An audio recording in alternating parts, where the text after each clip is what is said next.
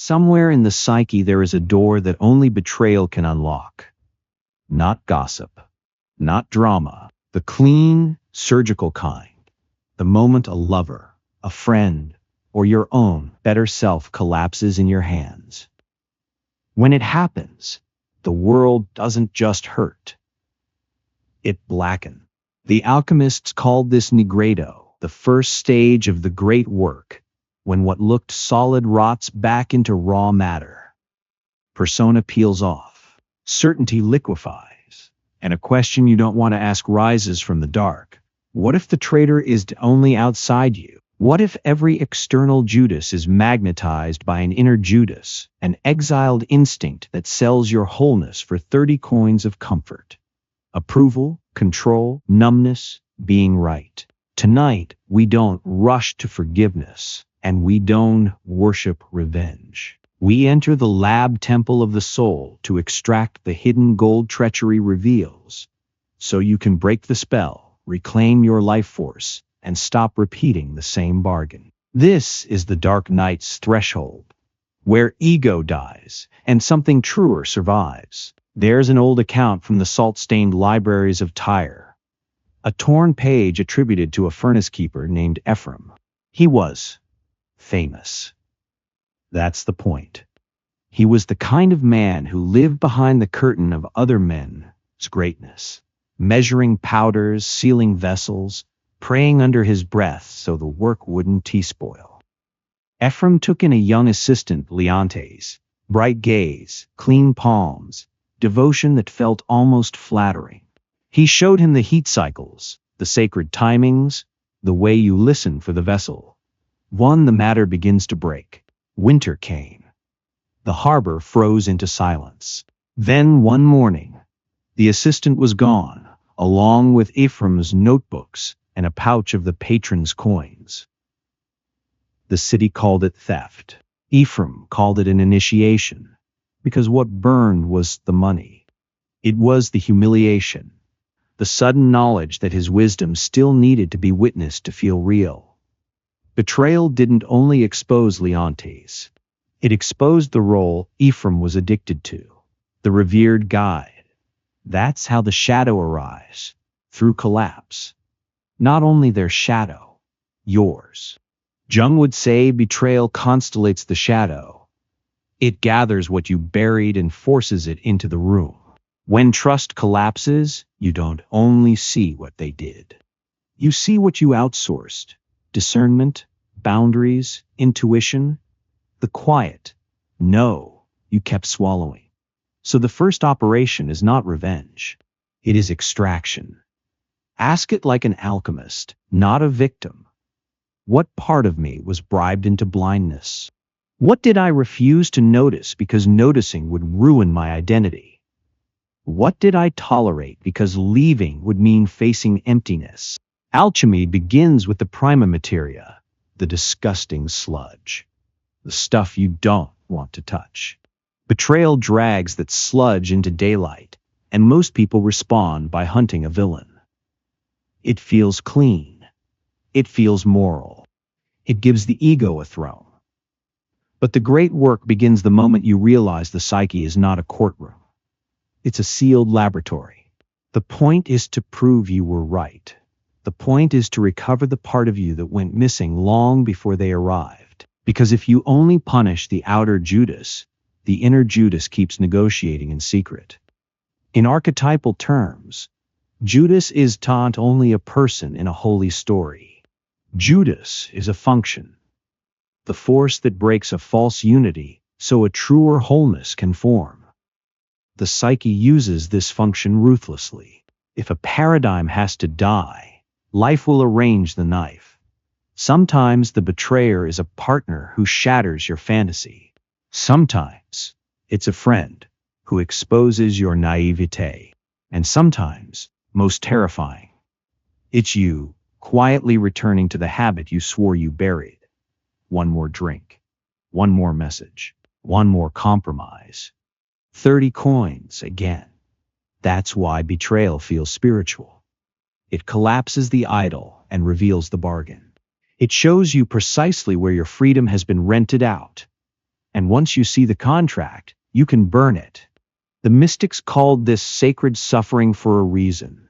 Pain becomes holy when it ends the lie. But to reach that holiness, you have to stop asking the childish question, why did they do this to me? And start asking the initiatory one. What illusion in me required a violent correction? What mask was I feeding? What peace was actually self-abandonment? Now we descend deeper into the lantern-lit story that explains how betrayal exposes what was already nesting in the walls. A Sufi tale is told in courtyards and whispering lodges about a dervish called Nuri, who kept a small lamp burning outside his doorway each night. Travelers thought it was kindness. Disciples called it devotion. But the lamp had another purpose. Nuri feared the darkness inside his own house. One evening, a guest arrived. Soft voice, humble eyes, the kind of presence that makes you lower your guard. Nuri welcomed him. Weeks passed. The guest listened, served, praised. He asked about Nuri's poems, his prayers, his private notes. Nuri felt seen, important, safe. Then one dawn, the guest vanished. Carrying Nuri's leather-bound manuscript, years of hymns, confessions, and dreams, Nuri erupted. He stormed through the market crying for justice, demanding witnesses, cursing the thief's name. When he returned, breathless, he found something strange. The lamp outside his door had gone out, and in the dark he finally noticed a crack in the wall. Behind it, rats nesting for years, feeding in secret. The theft didn't create the infestation, it revealed it. That is the psychology of betrayal. The traitor doesn't plant darkness in you. He extinguishes the lamp you used to avoid seeing what was already there. So the question shifts. Not, why did they do this? But, what was already rotting beneath my certainty? Jung warned that what remains unconscious doesn't disappear. It acts itself out as fate. Betrayal is one of fate's favorite languages because it pierces the ego's most defended illusion. If I behave correctly, I can control outcomes. The persona believes loyalty is a transaction. I give goodness, I receive safety. I stay loyal, therefore I will be protected. But the psyche is transactional. It's initiatory. In Nigredo, the soul drags your ideals down into the soil to test whether they had roots or only polish. You discover whether your kindness was love or strategy, whether your generosity was devotion or a bribe to be needed, whether your trust was openness or denial wearing perfume. That's why betrayal feels like the underworld. You don't only lose a person, you lose the map you used to navigate yourself. And then the inner Judas appears, not as a demon, but as a mirror. Look where you betrayed your instincts. Look where you ignored red flags because loneliness felt worse than truth. Look where you abandoned your boundaries to keep the story intact. The alchemist doesn't smash the mirror. He seals it in the vessel. In Hermetic language, the sealed vessel is the vas hermeticum, a container where opposites can burn without spilling into chaos. Psychologically, this is the discipline of conscious containment, staying with the experience without turning it into war. Because betrayal tempts you into two addictions. First, vengeance, which keeps you tethered to the betrayer, feeding them your life force through obsession. Second, premature forgiveness, which is often just fear of your own anger, a spiritual costume worn by avoidance. Both are evasions. The great work asks for a third posture. Hold the tension. Let grief speak. Let rage speak. Let humiliation speak. Not to worship them, but to decode them. Here's the occult fact most people miss. Your strongest reaction is usually guarding a treasure. The shadow wraps gold in poison so the ego won't touch it. So if betrayal triggers obsession, it may be guarding your lost power. If it triggers shame, it may be guarding buried self-respect. If it triggers despair, it may be guarding your unlived life. The old philosophers insisted, don't discard the poison, distill it. Venom is information, and the inner Judas is only the one who betrays you. It is the part of you that insists the illusion must die. Now comes the most dangerous corridor, projection. At first, the betrayer appears as pure darkness. The psyche paints them in one color so you don't have to feel the complexity of your own participation. Jung called this the ego's moral convenience. But if you stare long enough, something unsettling appears. The traitor is carrying your disowned energy, not their actions. Those are theirs.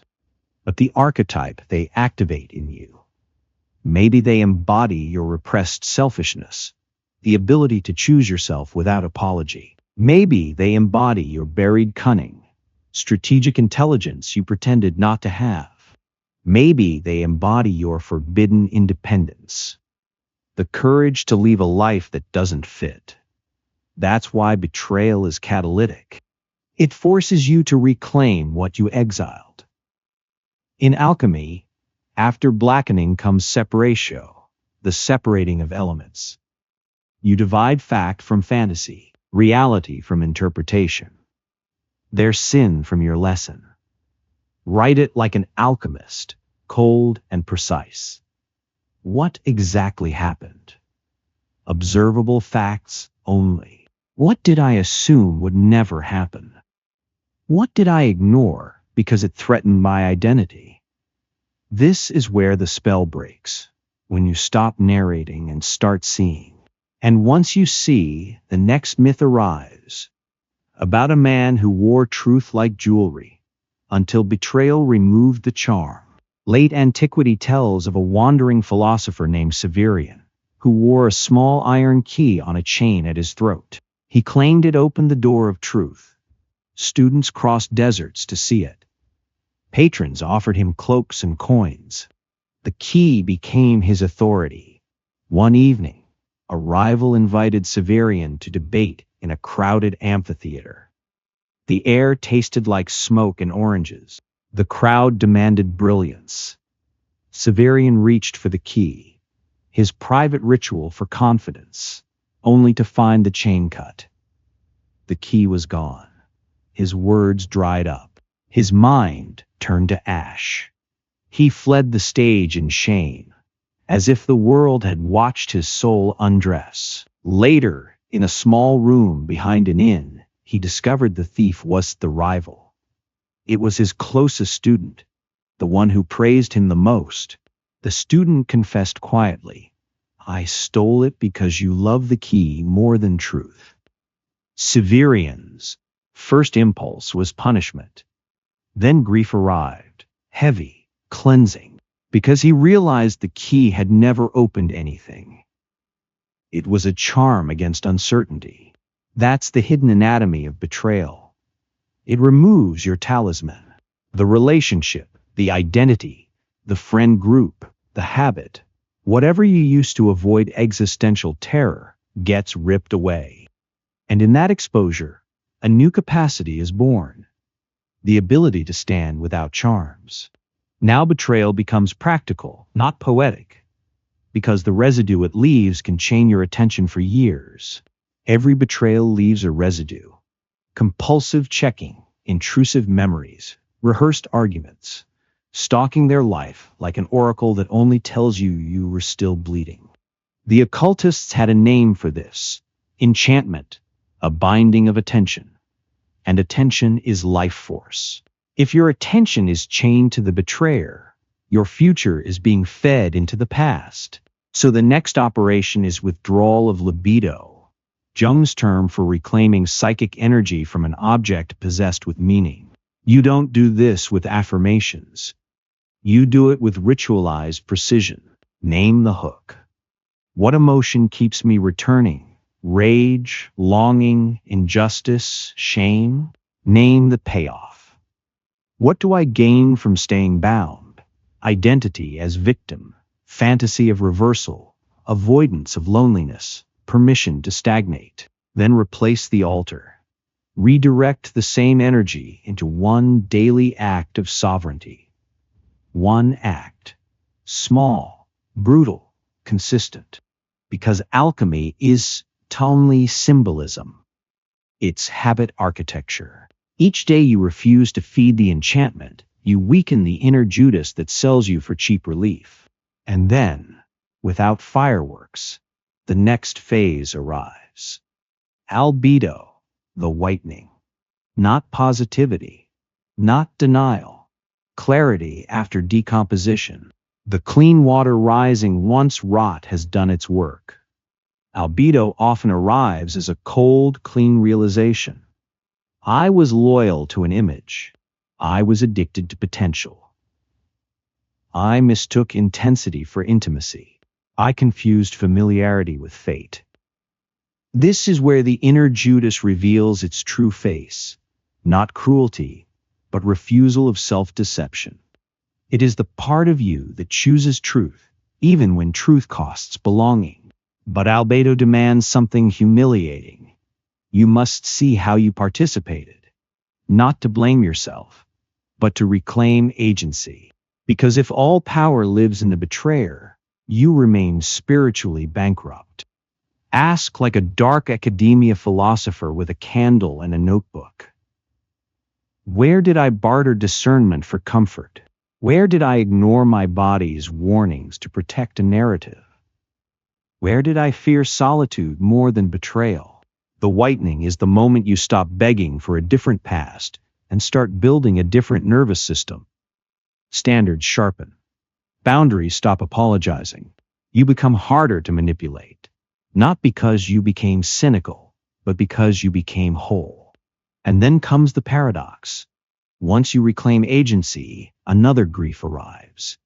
The grief of your own lost years. Not only they betrayed me, but I betrayed myself by staying. Now we enter the deeper Judas, self-betrayal.